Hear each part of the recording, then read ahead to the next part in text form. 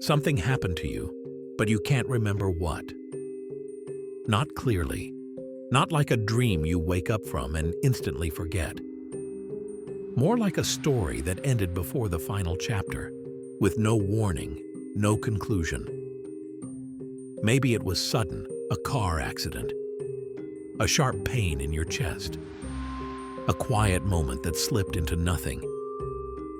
And yet, here you are, watching this video, alive, breathing, still playing your part in a world that feels almost normal. But what if this isn't life continuing? What if this is something else? Something you don't recognize because it's not meant to be recognized. Something built just for you, to keep you calm, to keep you from realizing what really happened. What if you've already died? Welcome to Infinite Mind.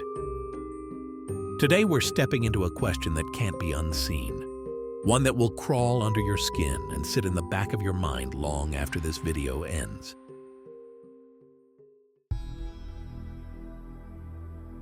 We don't like to question the continuity of our own existence. We assume life is a straight line, one long, unbroken experience. Wake up, go to work, make dinner, repeat. But every so often you get that feeling, like the world is ever so slightly out of tune. The air feels heavier. Time feels slower. Your memories feel softer around the edges. Maybe you chalk it up to stress or lack of sleep, but maybe those moments are glimpses, tiny cracks in the illusion, signs that what you're experiencing now is no longer the real world. It's something else entirely.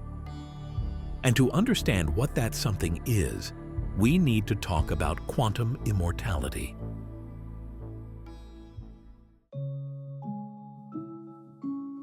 Quantum immortality is based on a bizarre idea from quantum mechanics, that multiple versions of reality exist simultaneously, and consciousness always follows the path of survival.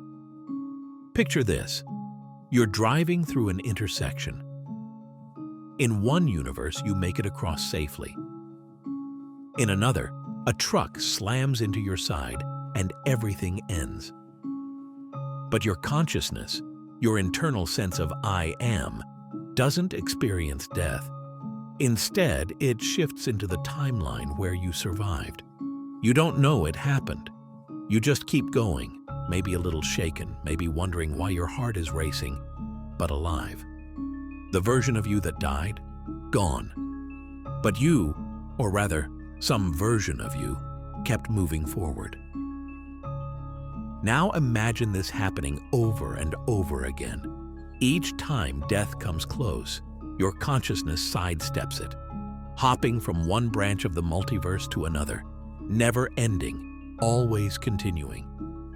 But here's the thing, every time you shift, the world you're in gets a little stranger, a little more distant from the one you remember. Maybe you start noticing things that don't make sense, memories that don't match, people who act a little differently than they used to, coincidences that pile up too perfectly. And maybe, just maybe, the world you're in now isn't a world at all.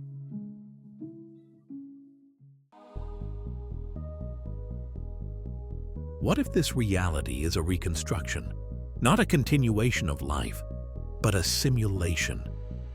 A kind of afterlife designed to feel like the one you left behind. One crafted from your memories, your habits, your expectations, built to keep your consciousness stable after death. You wake up in bed. You make coffee. You go about your day. Everything feels familiar but slightly off, like a dream with sharp edges. You might be the only real awareness left, surrounded by projections, scripts, loops, glitches. And if that's true, if you're the last light in a world of shadows, what does that say about where you actually are?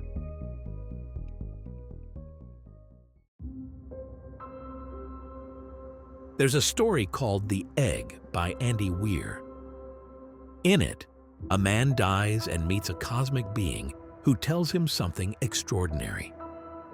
That he is every person who has ever lived.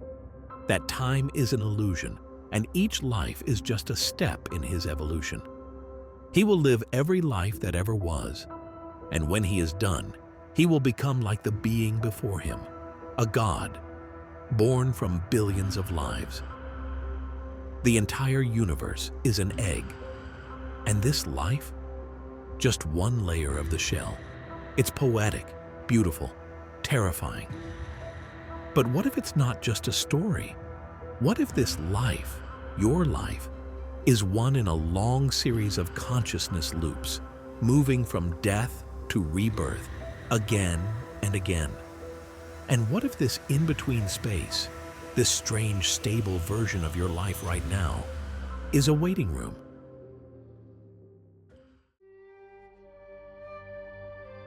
This concept isn't unique to modern physics. The Tibetan Book of the Dead describes a transitional state after death called the bardo, a liminal space where the soul experiences visions, confusion, and hallucinations. It can last for days or for what feels like lifetimes. In the bardo, the soul is confronted with illusions, projections of its own fears and desires. The key to liberation is awareness, realizing that none of it is real. In other words, salvation comes when the soul wakes up. And what about ancient Egypt? There, the dead were believed to journey through the duat, a dreamlike realm filled with puzzles and dangers before reaching the afterlife. Again, not an instant transition, but a process, one filled with uncertainty, symbolism, and tests. So if you feel like this world is testing you, maybe it is.